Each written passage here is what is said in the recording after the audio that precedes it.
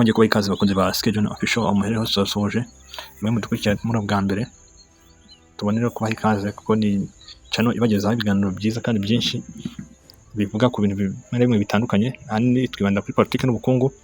Yaka ikiganiro tugiye gukora ubu ni ikiganiro gishingiye kuri politike yo mu karere. Ni ikiganiro tugiye gukora tuganira n'abantu benshi batandukanye mu karere, abanyamurenge, abanyarwanda, abakongomani bo mu bice bitandukanye, abarundi ndetse n'abandi bo muri ibyo bihugu mvuze haruguru ariko bashobora kuba bari ku migabane itandukanye. Naho tugiye kuganira, reka tubahe ikaze hanyuma tuganire birambuye. Ni ikiganiro kirekire, ni ikiganiro kizaba kigizwe n'ibice bibiri. Iki ni ikiganiro cya mbere cyo gukurikira, aho iki gice cya kabiri tuzabagezaho tugiye kurambura iki kiganiro. Reka duha abatumirwa hanyuma tugende duhana ijambo umwe kuri umwe, hanyuma tuganire turebe ikibazo cyo muri Kongo, turebe iki cyakorwa kugira ngo gikemuke. Ikiganiro insanganyamatsiko yacyo turaganira tuvuga ati ese ni iki cyakorwa kugira ngo ibibazo byo muri Kongo bikemuke.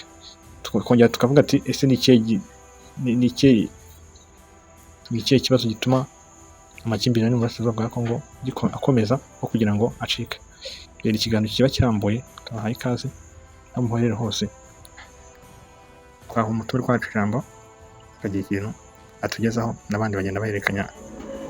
Turabashimiye. Ijambo ni okay, murakoze cyane. Yego kagira. Murakoze cyane kuri space nziza mwakoze. Teme iri interesa cyane. Kuko kwibaza kuri root cause cyangwa root causes, umuzi w'ikibazo cyangwa imizi y'ikibazo. Nubishe biri interesa, nubishe mwabidebaseho. Ni byiza ko abantu babigiraho imyumvire isa, ni byiza cyane.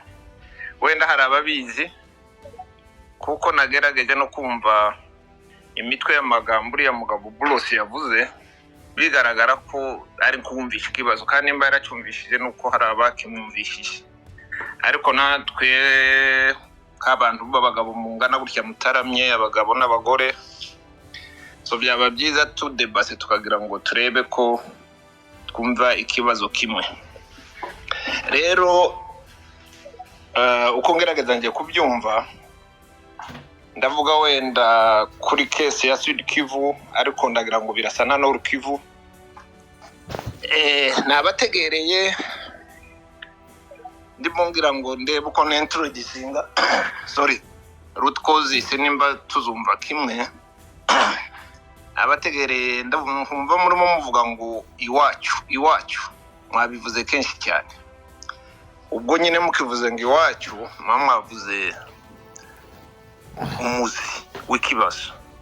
Kuko tuvuze muri case ya Sud Kivu, mbabajije mwese abakomokayo ndetse mukomokayo, bamwe bambwira ngo bakomoka muri Uvira wenda mu rwego rwa territoire, abandi bavuga ko bakomoka muri Fizi, abandi bavuga ko bakomoka muri Mwenga. Icyo nyine tuba twatangiye kuja mu kibazo, kuko bagenzi bacu aho bumva ari iwabo kandi bumva atari ni wacu. Ikibazo rero kikaba kiratangiye. Kandi iyo niyo mizi y'ikibazo, ni ukuvuga ngo bijya bigenda. Wenda ikindi navuga, izo territoire zitatu mvuze zabaye créé début du 20e siècle guhera nka 1910 kugera 1920 yanyu. So ikibazo nubwo cyari gitangiye ku gihugu twari dutuyemo twese, nabo abantu baza bashiraho imipaka, bakitirira abandi ngo basigara ngo nta butaka bafite. So ntabwo namenya neza abashyize imipaka nimba bari bafite umutima mubi wo guha bamwe bakima abandi, cyangwa nimba ari administration gusa, nubwo bavuze ngo ni groupement y'abapfurero, ni groupement y'abavira, ni n'amasekiteri y'ababembe.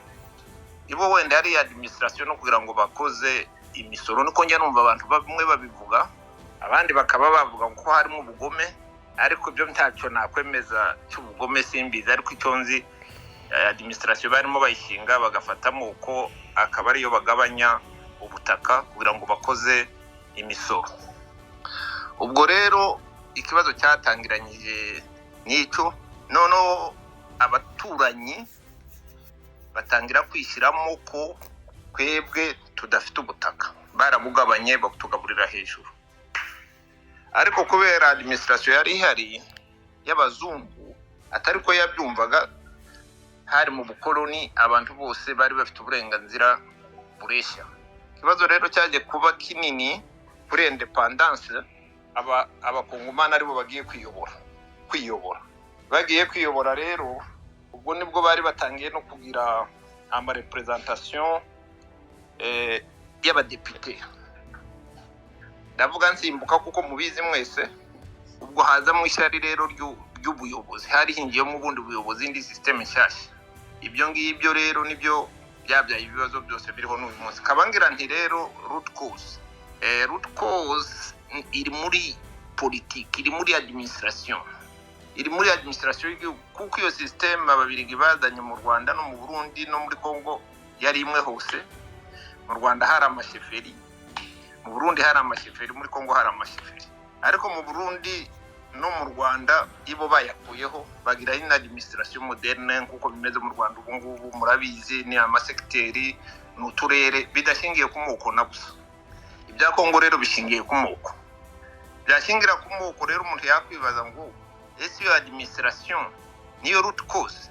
Kuko mu by'ukuri ugiye no kubireba neza ukavuga nubwo navuze ngo cyangwa nubwo ababembe biyitirira Fizi, habamwe n'abandi bantu batari ababembe kandi bo barabemera. Nubwo mu bapfurero habamwe abandi bantu batari abapfurero kandi bo barabemera. So root cause ishobora kuba ari iyo administration, cyangwa noneho ishobora kuba ari ikindi kirenze administration. Ashobora kuba hari icyo kibazo cy'ishari cya discrimination ishingiye kuri facies, kuko wenda bamwe mu baba extremiste muri bo nkababitakwira bajavuga ngo ni intambara y'ababantu ngo n'abanirotique, bashobora kuba bafite ababyumva gutyo. So urumva ko uwo muzubugiye kure. Ariko mu magambo make ikibazo mu by'ukuri gishingiye kuri ownership ya land. Bakavuga ati kuri abapfurero n'ababembe n'abakibaje bavuga ati Kinshasa ibahe nationalité, ibahe n'imirimo kure, ariko hani wacu twaranze. So umuntu wanga kugira ownership ku butaka, none wibaze kuja gusaba akazi, kuja gusaba ishuri, kuja gusaba service. Ubwo rero umuntu utagukunda, umuntu kudiscrimina, waje muri administration yiwe ukabona service, waje gusaba akazi ugakompetinga akazi bakagaha ukabereye. So mu magambo make harimo icyo kintu cyuko harimo consideration. Navuga narimo shaka root cause kandi sinshaka kuvuga ko nayidomye hagatoki, ariko narimo nerekana aho bimwe biva, abantu baraza gusura kureba kuko nimba ariho. Rero mwari mwavuze ngo byakemuka gute. Hari umuntu wavuze ngo abagabo barahagurutse kandi ubwo nyine ntibazasubira inyuma. Ariko tubirebye mu rwego rwa, kuko ndasa n'uvuze ko ikibazo mu by'ukuri ari icya politike mbi, ariko politike ifite imizi kure, kuko hari n'uwavuze ngo wenda bavuga ngo Tshisekedi avuyeho kuko yagiyeho na Kabila yari hari ikibazo cyari gihari, na Mobutu yari hari ikibazo gihari. Hari imyumvire y'ubutegetsi ukuntu abakongomani bumva ubutegetsi. Hari n'ejo bundi Mutambo mbere yuko bamufunga yavuze ibyo basanzwe bavuga, bakavuga ngo muri Congo ama election ni sociologique. Rero nuko ari ubwoko buto bundi. Muri root cause rero hari uko tuba dutuye turi na minorite, nabyo ngira ngo ni ikindi kibazo. Hazamwe agasuzuguro kuko abantu babona abandi nka minorite. Noneho ukibaza ngo cyakemuka gute. Ubirebye theoriquement abantu bavuga ngo hagiye ubutegetsi bwiza bwa kikemuka, ariko ubwo butegetsi bwiza abayobozi ko bahinduka kigagumaho no kubera iki? Uvuga ngo buriya buryo batoramo abadepite, batoramo batangamo imirimo bakurikije amoko. Ni ukuvuga ngo nimba hari ugiye kwiyamamaza Kinshasa akumva ababembe, abapfurero, abarega, abashi bose bavuze rumwe contre une minorité, azavuga ati siniteranya na majorite ngo nje gutakaza amajwi kuko opoza nawe azaba arimo ashaka ayo majwi. Uburyo cyakemuka rero baragerageje mu mategeko, kuko mu mategeko ntawe usanga dufite discrimination, ariko abandi baravuga ngo federalisme, ariko nayo sinzi ko ariyo. So uburyo cyakemuka ni abantu babishakira hamwe, ariko n'ufite Bulos avuga ngo yavuze amagambo abiri nibaza ko nabyo wenda biteje imbere. Yavuze ngo bamwe bazaba muri local administration. So nukuvuga ngo ifo reforme, uko ntekereza n'icyo bivuze ibyo ngibyo, igihugu cyayoborwa gishingiye ku mantite y'amoko, ubwoko nabwo bukagira antite yabo. Kandi ariko ibyo bigasa nkaho bishaje mu by'ukuri, akabaye nabo bareforma bakagira administration iri impersonnel tubakiye ku moko. So nukuvuga ngo uburyo byakemuka byashakirwa muri administration, byashaka mu biganiro byimbitse, abantu bakavuga ngo kubera iki kibazo gihora kigaruka, basogokuru bakanyagwa, badata bakanyagwa, tukanyagwa, abana bacu bakanyagwa. So ndumva ko uburyo cyakemuka ikibazo ni cya politiki, kigomba gukemuka muri politiki, ariko bitari biriya byo hejuru byo kuvuga ngo muri constitution biranditse. Reka mengaruke yawe murakoze. Urakoze gumana natwe gatoya. Turagushimiye Bwana Pascal, uganiriye ibintu byiza kandi udushe point agoye cyane. Twari ko tuvuga kuri update ya week akoze ku madiscrimination yabayeho, ariko kenshi nyine nari amadiscrimination yabaye muri New York are part of the root cause. Ni babona umuntu wacu akavuga yewe n'abantu nagirana n'abantu babaye discriminate kuri Mungu wa Rubera Kabo, babwira ngo iwe yari yatanze ejo ngo n'ungu yabaye retard. Naramubwiye ngo iyo excuse yana pe kubera kuza kongera yuko baramukiza wa MP bishobora kuba zagize ntiyadiscrimination. Kandi iyo tuje kuri discrimination kuko tuvuga cyangwa root cause, Bwana Pascal, abenshi bazabaza bakatubwira ngo zakate muri 98 rewe nawe baza gusaza ndakuze babona muri bahabwana bakarana n'abandi babahanze babona barabizi z'amasakire zakorewe abantu bacu, z'amasakire zakorewe abantu bacu hariya bahita gute za Kirumba arova twaje tubibwirwa n'ababyeyi. Iyo abantu batetse noneho ngiye kugusaba uganirize generation, iyo generation zacu zumva yuko ibibazo byacu byose tubitegwa na wiki mbere yaho ntakiba. Kandi jewe nzi babanja aduhereza si jour kugira ngo tuve muri Kivu abanyamunisha n'abatutsi. Niki ushobora kutubwira kuri ibyo bintu? Ni gute dushobora kubwira bano bajene bagenzi banje inganje abantu bacu basenga inganje komereza ijambo n'ibyaho kagirika kugira ngo ijike batanga? Nacyumvishije cyane, muranyumva ko turakumva neza cyane. Nakumvishije hari ukuntu iyo urugendo rwabaye rurerure abantu bajya bibesha bakitiranya ibisubizo n'ibibazo. Naguha urugero rwo muri Bibiliya rw'urugendo rwa Musa. Abantu bagera mu nzira bakavuga ngo Musa niwe wabakuye muri Israel harya muri Egypt, ngo nibura bari bameze neza, ariko nyine nuko urugendo ruba rwabaye rurerure akabaho kwitiranya ibintu no kwibesha. Ndagira ngo abo bantu cyo nababwira nta mwaka cyangwa nta regime tutadatugira ibibazo.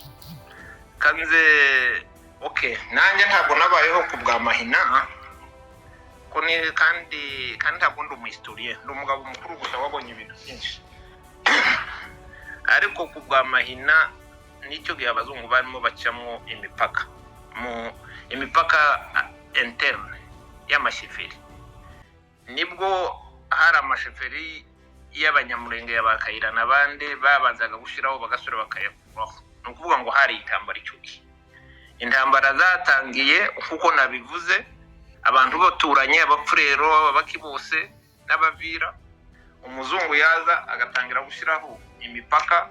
Twebwe ku mpamvu zitavugwaho rumwe, dushobora kuba twari minorite, dushobora ngo twarakundaga kwimuka, dushobora kuba twari abakire tutemera kumukorera, impamvu zo zishobora kuba nyinshi. Noneho igihe umuzungu agiye nibwo ibibazo byaturitse, ariko urumva byari byaratangiye no kuri Mahina. Ariko umuzungu kuko yari umuntu wa discipline, yacaga urubanza uwarengereye agahano, kandi we ntiyajyaga muri. Ariko icyo gihe ndabizi ko kubera nabikurikiranye, icyo gihe abo bapfurero nabo babaga bavuga ngo umuzungu nagenda muzabona. Habaye kuri Mobutu ubwo nari mukuru, bajyaga batubwira abana twiganye turi muri segonderi, bakatubwira ngo Mobutu navaho muzobona. Ariko kubera twari twaravutse hari amahoro, twebwe ntabwo twajyaga twumva icyo barimo batubwira neza. Bakatubwira ngo nkazanye tuzuzirya, tukumva ni blague bikadusetsa.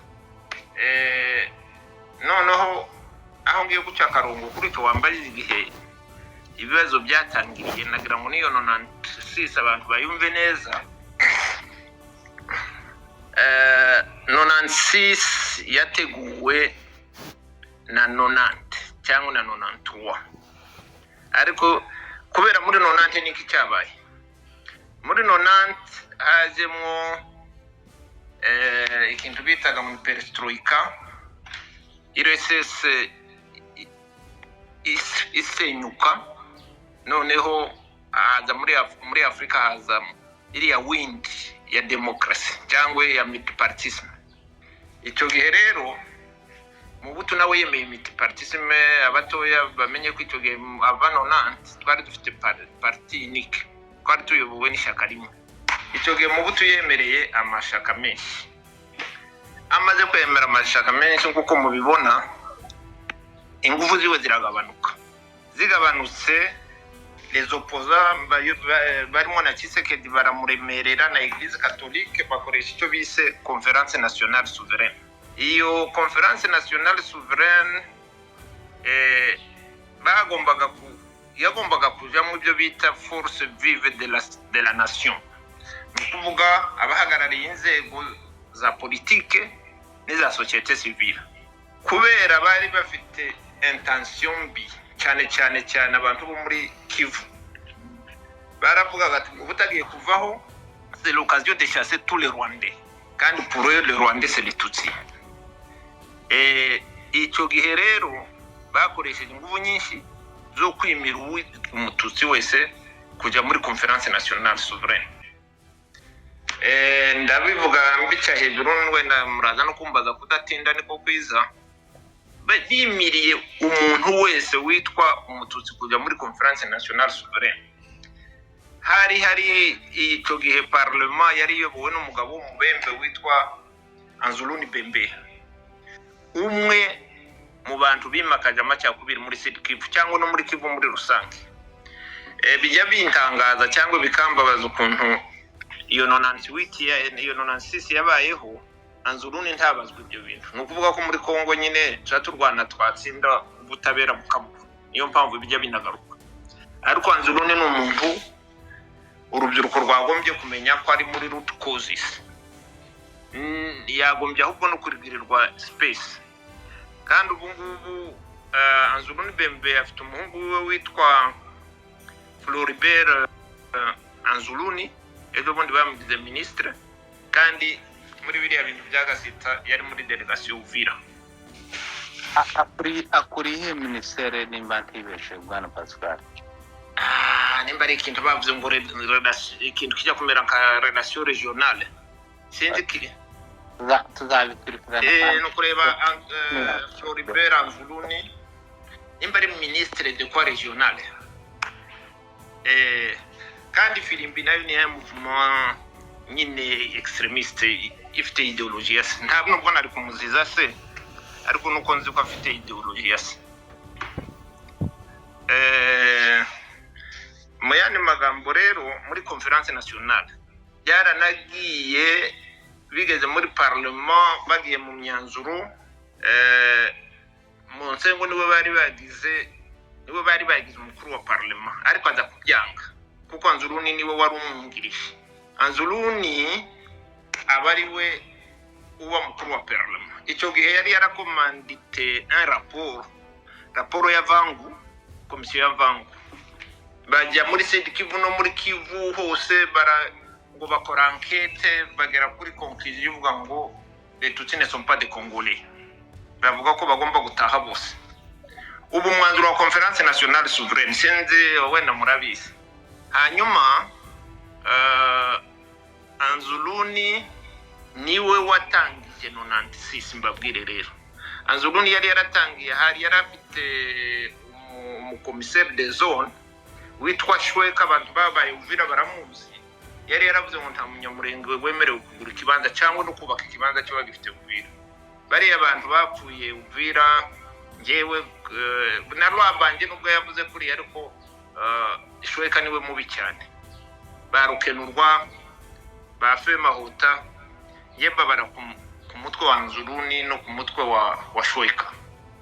So icyo gihe kubereka ko cyari gikomeye,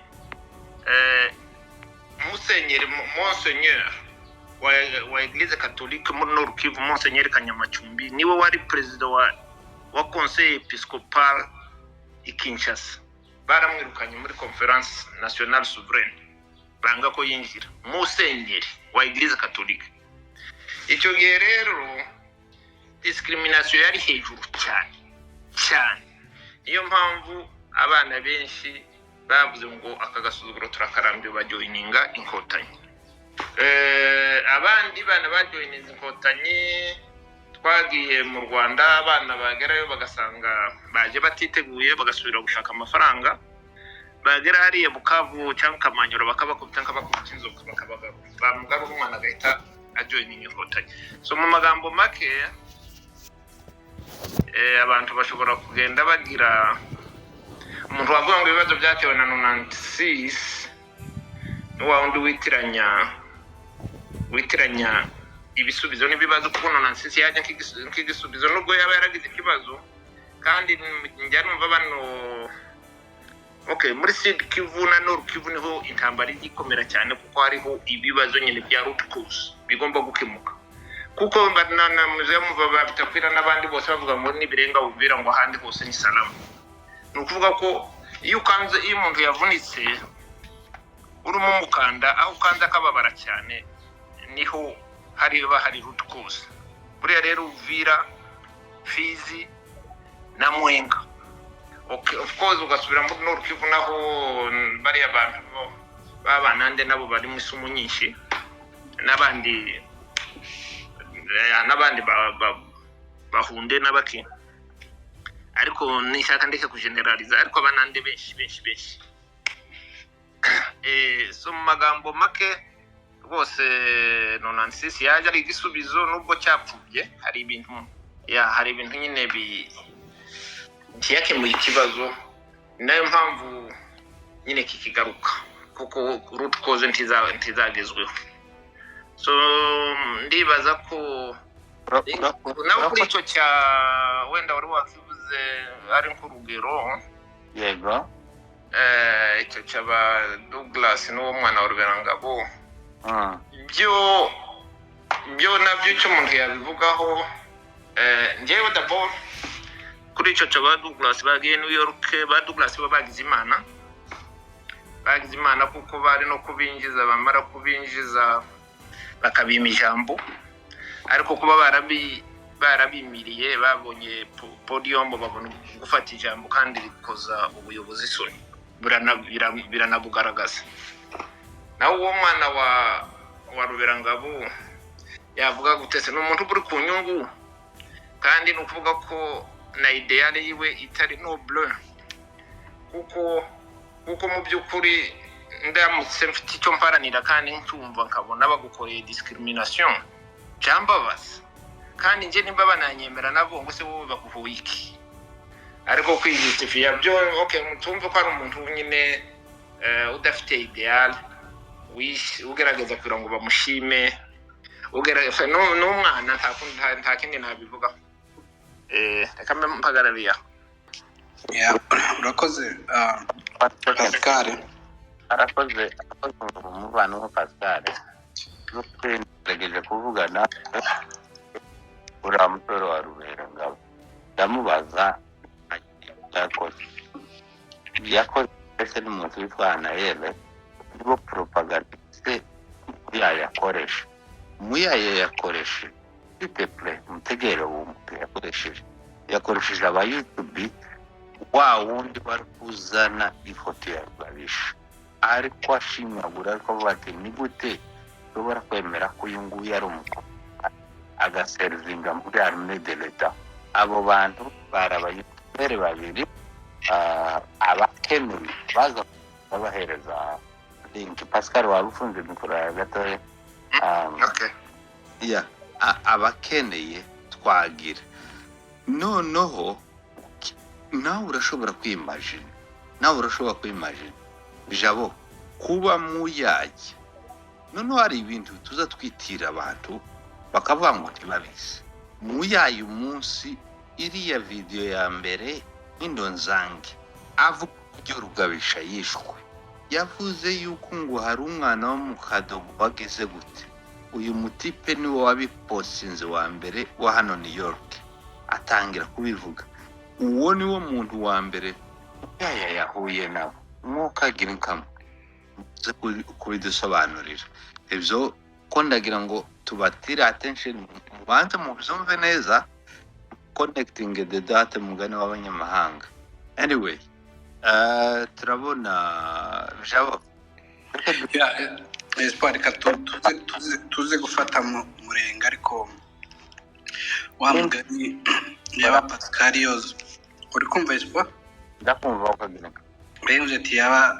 Pascal yozo twemereye we na murenge ndabona ari hano bakazaduheza ikiganiro wenda abantu atari mu masaha y'ijoro abantu bafite umwanya bose abantu bakabiganiraho wenda abantu bakazategura space yarakoze cyane ku ijambo yarateruye ariko hari aho yarageze aravuga ati kuri mu gukemura iki kibazo abantu baza kubirebera hamwe ati zakemurwa na politiki ariko kandi natwe ba nyiri ikibazo cyangwa se abishwa abantu babiganira abantu bagatanga ibitekerezo abantu bakarebera hamwe umuti cyangwa se uko byakorwa wakoze cyane ariko nanone turifuza mbere yuko wenda tuza kugenda turifuza kumva via uburyo we wumva byakemuka ariko hagati aho ngaho wafata ku manzi tuze kwakira murenge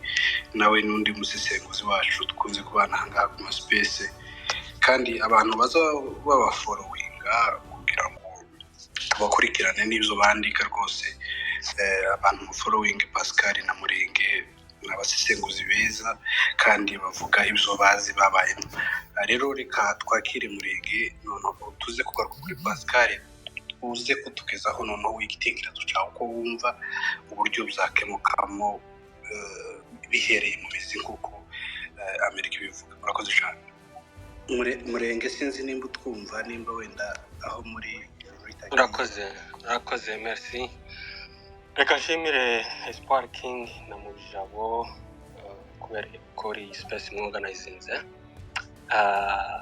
ikintu nari nzamutse kuvuga mfite umwanya muto Espoir akirangirijeho reka mbanze nshimire Pascal yasobanuye neza cyane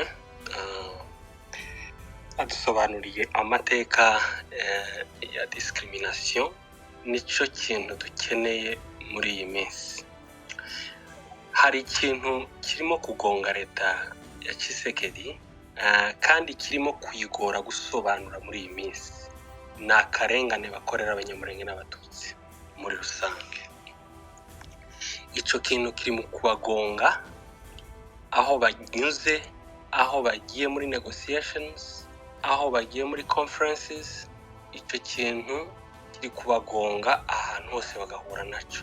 Bamobilizinze resources zose zishoboka, batanga amafaranga ashoboka kugira ngo bagaragaze yuko nta discrimination dukorerwa. Bashira imbaraga muri bene bacu abatutsi bakorera leta kugira ngo babagaragaze, bavuge yuko bakorana nabo, nta discrimination dukorerwa. Iyo tuza kuba tuyikorerwa ntibaba bakorana nabo. Niyo mpamvu Muyaya yavuze ngo bajya bifotozanya n'abatutsi kugira ngo babone yuko bataba discriminatinga. Bafite bamobilizinze resources kuri iki kintu kibambika ubusa mbere y'amahanga. Niyo mpamvu bagishizemo imbaraga zose zishoboka. Yewe ntibazanashidikanye yo gufata bamwe muri twebwe bakaza bagenda bakabaha nk'imyanya kugira ngo babe nk'ibipupe biri hariya bazajya bagenda kwerekana, bavuga ati dore ngaba ni gute twaba discriminating kandi turi kumwe nabo hano muri Kinshasa.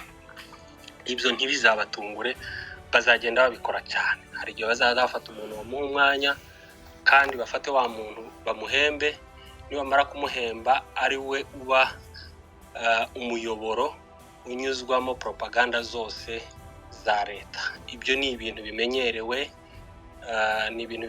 cyane mu mateka ya conflict na genocide yakorewe abayahudi. Hari bamwe muri bo bari bashinzwe gukubita abandi kandi bose bari gukorerwa genocide. Hari abagiye bahabwa imyanya kugira ngo bakubita abandi, baneka abandi. Ibyo nta conflict n'imwe. Urebye genocide yakorewe abanyarumeniya, urebye genocide yakorewe abayahudi, urebye abazagawa hariya muri ntuza muri Darfur, uzasanga hari abantu bo muri victims bahabwa imyanya kugira ngo bakubite abandi, cyangwa se baberekane nk'amadarapo bavuga ati ni gute muvuga yuko turimo kubagirira nabi kandi turi kumwe na bene wanyu. Ibyo bintu nta conflict n'imwe mu mateka ya conflict mutazabibonamo. Hari amaspesi tumaze iminsi tujamo y'abagenzi bacu b'abakongomani bavuga Igifaransa n'iringara. Icyo kintu muri iyi minsi barimo kukiganira cyane, bashaka guhakana yuko nta karengane turimo gukorerwa kandi babishizemo imbaraga nyinshi. Hari umudamu reka aricyo ndangirizaho uherutse kuza yitwa Patricia. Uwo mudamu ndatekereza ashobora kuba ari mu bice byo mu Bwongereza. Rwandakazi n'umunyarwandakazi, komereza aho ngaho. Uriya mudamu ni umunyarwandakazi, Patricia. Uriya mudamu yavuze ko ariko ari umusongo, niba ari umusongo sinzi, ntabwo ari umunyarwanda, ntabwo ari umunyarwanda. Azavuga yuko ari umuntu wo muri politiki, azavuga yuko amaudio yiwe amasipesi aba ari recorded. Iwe muri space yavuze ko ari umusongo. Bagenda bivuga gutandukanye. Ndetse njyewe nikubwiye ngo ni mwene Karungu, nkakubwira ngo ni mwene Gadi. Okay, peu importe. Uwo mudamu yavuze iwe twamumenye, turamuzi. Okay. Uwo mudamu yarabachallengenze, naramushimiye cyane.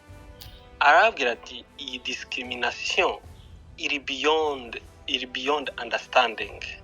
Ababwira yuko ikibereka yuko iyi discrimination iri systematique ni ukubera ko umuntu wese ufite isura isa n'iy'abanyamurenge, ufite isura isa n'iy'abanyarwanda arabizira. Haba no mu Bwongereza na cyagiye cy'imyigaragambyo arababwira ati abantu bafite amasura asa n'ayacu nubwo badafitanye isano n'abakongomani barabizira. Ibyo twari tubihereye kuri kiriya kintu cyo muri New York bavuga yuko bataba discriminating. So iwe aravuga ati ni bisanzwe, basanzwe ba discriminating kandi bareba ku isura. Arababwira ati ngewe igihe cyo myigaragambyo mu Bwongereza nagendaga nihe bashaka kunyica n'urugero yaratanze. So mu gusoza dukeneye chronology, dukeneye talking point, chronology ya discrimination. Abantu nka Pascal bakaduha amateka y'ibyo babonye, y'ibyo banyuzemo, kugira ngo ibo iresume la discrimination muri 1994-96. Ibo babona ibo iki kibazo cyacu bacyatribuwa ku Rwanda, bakavuga yuko iki kibazo cyazanywe n'u Rwanda. Or discrimination ntabwo yatangiye ejo bundi interahamwe zambuka.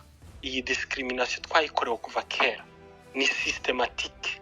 Dukeneye chronology y'akarengane uko twagiye tugakorerwa, kugira ngo tujye tuba challenginga, tubereke yuko ibi bintu byaje na genocide y'abatutsi mu Rwanda itarabaho. Ni ibintu byatangiye no kuri za Murere, ni ibintu byatwagiye tu experiencinga. Pascal yabisobanuye. Ibi bintu umuntu wese ufite platform agomba kugira chronology y'akarenga. Byatangiye ryari izo conference souveraine, ibyo byose tukagenda tubigira, tukagenda tubisobanura. Reka ndangirize kuri ikintu Espoir King yavuze. Hari abanyamakuru babiri, umwe yitwa Kalonji, je pense yitwa Kalonji, undi yitwa Mubenga. Aba bantu babiri, iki ni ikimenyetso cyerekana yuko iyi leta discriminating.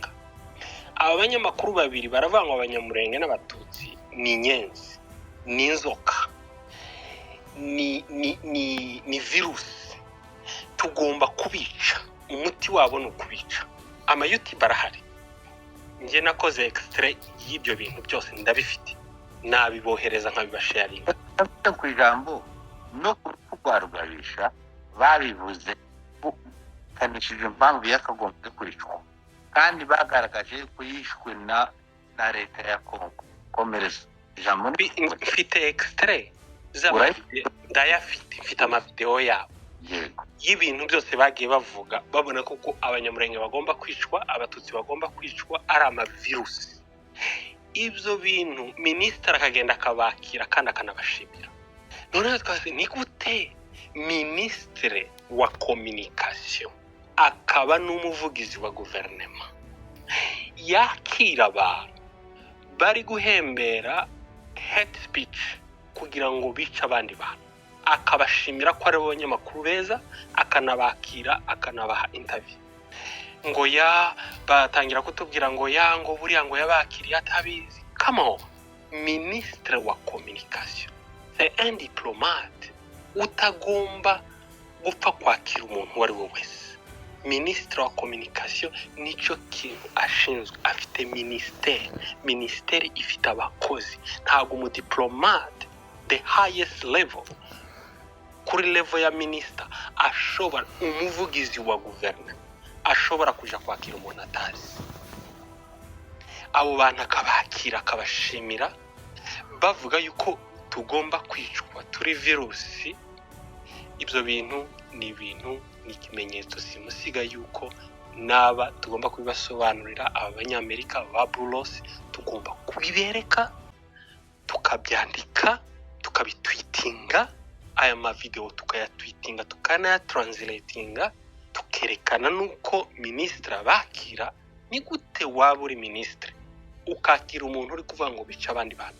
So mfite umwanya mutoya, nari nzamutse, Espoir yarabikomojeho, ariko ibi ni ibintu tugomba kwandika cyane kandi tukabitweetinga, kandi tukabyereka cyane cyane abantu bari involved muri ibi bintu bya peace talk, ibintu bya mediation, bakabibona, bakabimenya, kandi batangiye kubyumva yuko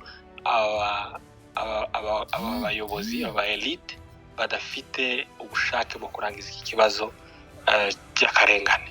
Birababaje kubona umuperezida w'igihugu agenda mu nteko ya ONU muri Assemblée Générale akavuga ngo Trump ngo nabona igisubizo cya Kongo ngo aramusabira kuko bazamuha ngo Prix Nobel.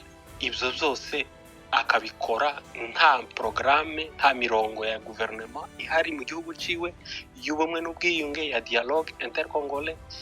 iki ni ikibazo cy'abakongomani hagati y'abakongomani, ni ibintu yakagombye kwikemurira wenyine atarinze yatanga amabuye y'agaciro, ni ibintu bidasaba amafaranga, ni ibintu bisaba kwicaza communities, ugakora mirongo ya guverinoma, ugashyiraho porogaramu yo kubanisha communities, ariko ibyo ntabwo babishaka. Bashaka kuja New York, bashaka kujya mu bihugu bikomeye ngo aribyo ngo bikemure iki kibazo.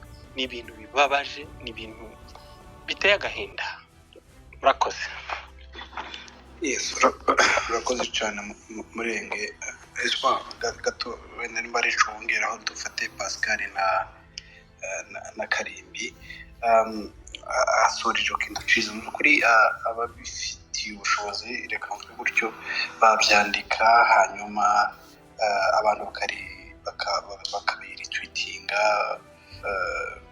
Ndabona abantu bafite websites zikomeye cyane nk'abarici hano nigeze kubona batwirwaneho bakurikiranwa n'abantu benshi. Natwe twese ndatekereza ko abantu babishoboye, Bwana Murenge, mwavugana. Ndabona barici hano ba Espoir, mwareba ukuntu muza kuzandika hanyuma tuza tuvuga ibintu tubishyira mu bikorwa, kuko ibyo ni ibintu dufitiye ubushobozi, yaba ari ukuzandika, yaba ari kubitwitinga kugira ngo bigere kure. Ibyo zose tubifitiye imbaraga. Rero abantu babishoboye rwose baze kuzandika, ejo tuzabitwitinga. Ariko hagati aho rwose tuzategura space, Bwana Murenge uzatwemerere na Pascal tuzagaruka kuri iki kintu, abantu bafite umwanya, kuko aya masaha urabona uri busy, abandi bije, abandi ko barashaka baraje mu mirimo. Icyo kintu rwose abantu baze kuzandika. Hanyuma Espoir sinzi icyo wari kubwiraho, noneho tuze kugaruka kuri Pascal tubone gufata Karimbi. Urakoze cyane Bwana Kohose. Mu by'ukuri Murenge urakoze, amagambo menshi kandi meza, kandi biragoye ko abantu bayasubiramo, ariko igikenewe byenda ari no Bwana Pascal yavuze. Dushaka kubwiriza urubyiruko the root cause. Iyo bagenzi bacu bamwe batoya baza bakakubwira ngo sakoze de nonant wit, ababwira ko nje basogokuru babahambye babona 66, none se icyo gihe FPR yari hari kubera iki njewe ndafite akaburi ka sogokuru babahambye babona. Anyway, umuntu yaje kubivuga n'ibintu biza bitusha nyine amaimorsi y'abantu kandi hore yantuze bibabaza cyane. Reke duhereza abandi bantu. I think hari ikibazo cyabajijwe bijabo wifuzaga yuko Pascal yasubiza. Vraiment dushaka kuko urubyiruko bumva the root cause of our problems. Bijabo nimba ari cyo wakongera kuri cyo kibazo wababajije, ngira ngo Bwana Pascal ni warukeneye ko asubiza, hanyuma ko duhereza abandi bantu bazamusha amajambo. Sinzi, wenda ndatekereza ko yacumishe, wenda bayatacumvishe nagisubiramo, ariko sinzi nimba wacumisha ikibazo Bwana Pascal n'icyo wari usorejeho uvuga ati abantu babiganiraho, abantu bagatanga ibitekerezo, ariko turifuza kumva icyo wowe wabivugaho. Urabona iki kibazo kugira ngo gikemuke gihereye mu mizi, cyakemuka gute bitewe n'uko uzumva cyangwa se uburyo bizakorwa, cyane ko biri muri processes? Murakoze cyane. Mbere yuko njya kuri icyo kibazo, reka nsubire ku cyo Murenge yararangirijeho cya Minisitiri Muyaya yakira bariya bagabo babiri baba extremist. Mu by'ukuri ni ibintu bitangaje. Bariya bagabo ni abantu babi cyane, yabakiriye abizi, taho yibeshye, yanababwiye ngo il est au courant, is aware of the campaign they are doing. So yabakiriye abizi n'uwo kwamagana. Abandika n'abakwandika paper yaba ari nziza, ababitwitinze babifitiye ubushobozi nabyo ni byiza. Ariko nigeze mbona kera hari umugabo witwa Mulonge cyane wari umeze nabi sinzi abafite experience ko yarwanyijwe aracicikishwa. Bariya abajournaliste bagombye kuregwa hate speech bagacicikishwa muri iki gihugu, ariko ibyo nabyo bizarebwe.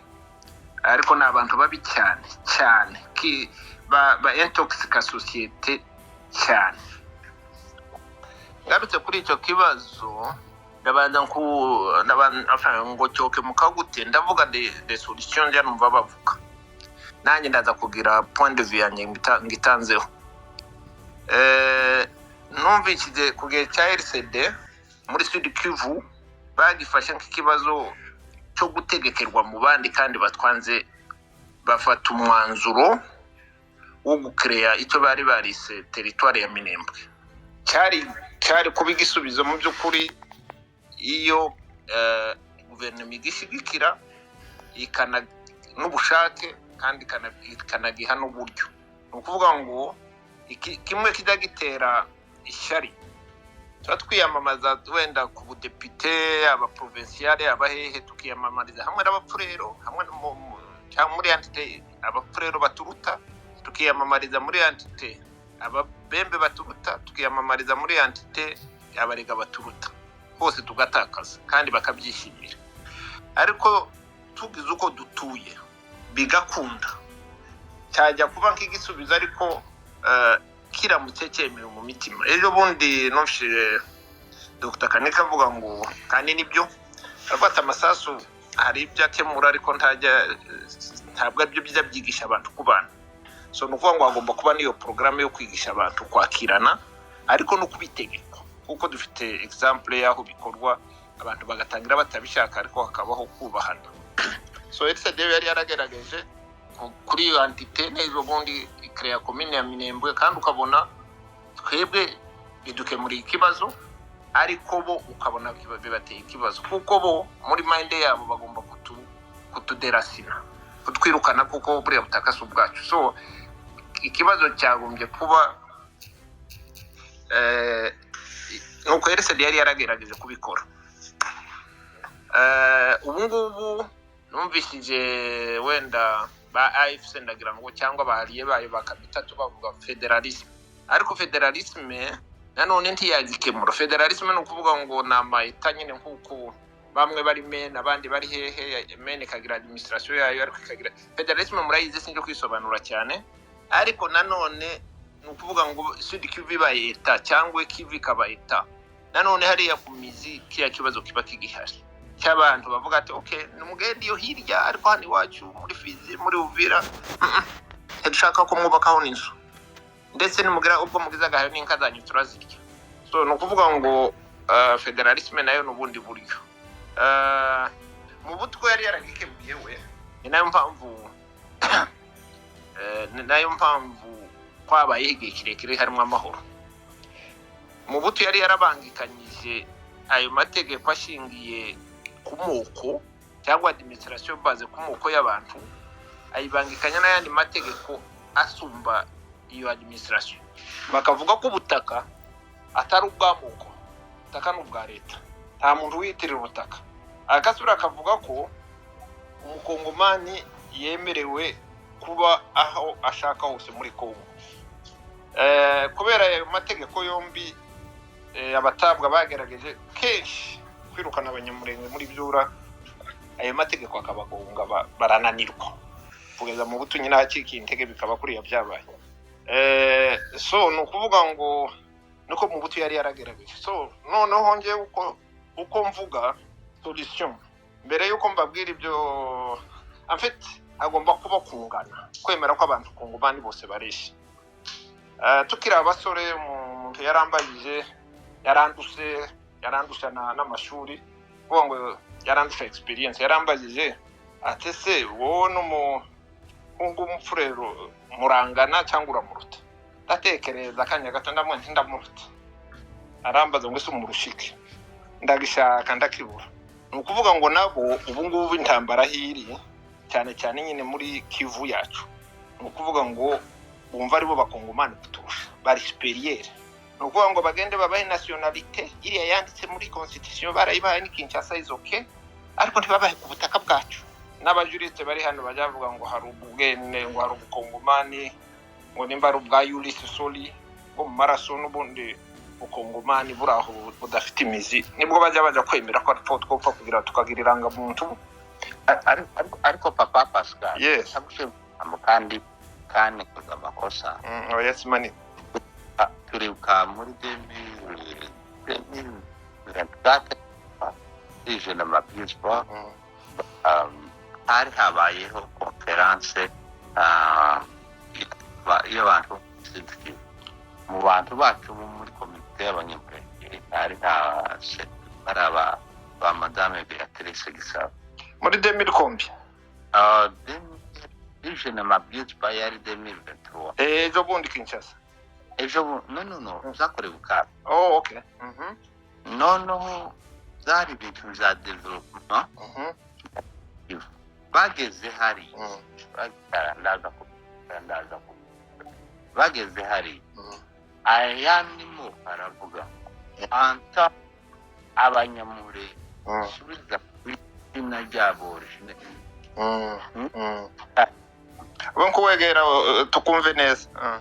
yego jemeza baravuze ngo atake abanyamurenge basubira ku izina ryabo original kwa abanyarwanda ntabwo ino nama ya development y'abazi abantu bari biva niba Beatrice Gisabo noneho kibaza bakuri root cause ese abantu ko turashaka kuvuga ya developer province yacu ya Sud Kivu ariko bakavuga ngo ikibazo byena ntabwo ari imihanda ya Ngoma bari ikibazo ko byena tuzafite umuhanda uca za Rurambo n'ahandi ikibazo nuko abanyamurenge izina abanyamurenge baba ribava bakongera bakitwa abanyarwanda kugira ngo Kivu ibe develop kintu aratuvishije abahereza na minke yabyo none aba bantu bakeneye amahoro koko bo bari kubabigira ngo abantu babiya Gisabo nabo bavuze to be fair bo mu ruhande wacu baravuze ngo izina ry'abanyamurenge gomba kuba compromise ntabwo riba undiscussion ntabwo rija alatable urumva twasacrificinze twatekereza development y'akarere kubera izina ry'abanyamurenge ko ariko babivuga ko turaza kuri ya root cause icyo kintu nacyo gishobora kuba ikibazo mu nama y'akarere abantu bavuye za Canada bavuye hehe kandi bari kuri guverinoma zageze aho ngaho birabakare baravuga ati aho ngaho noneho bareba ingo okay icyo ngicyo nyine niko bijya bigenda kiri muri root cause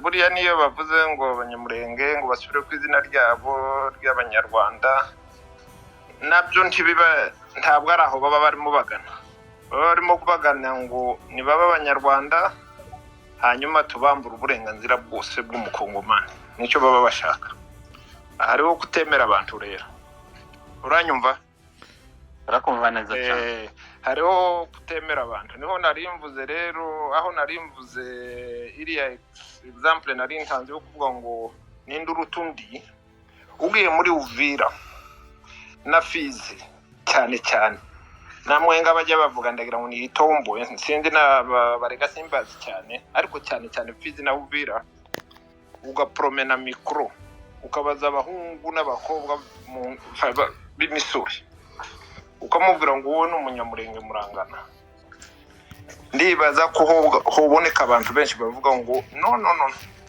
ndamuruta unababwiye ngo mugire uburenganzira bungana kibubyemera uvuga ngo ngenda ndagira uburenganzira bw'umukongomani nawe usigaye bukeya nk'umuetranje afata uko so rero uburyo ibyo bintu byakemuka Kongo igomba kwemera n'abazaja ku butegetsi Tshisekedi wenyine ateye uko ateye, ariko abazaja ku butegetsi na kera twaranashaje bagomba kwemera bagahitamwo ibintu bibiri, ariko swat igihugu kikaguma gutegekwa kuri modele koloniale ishaje ishingiye ku moko y'abantu.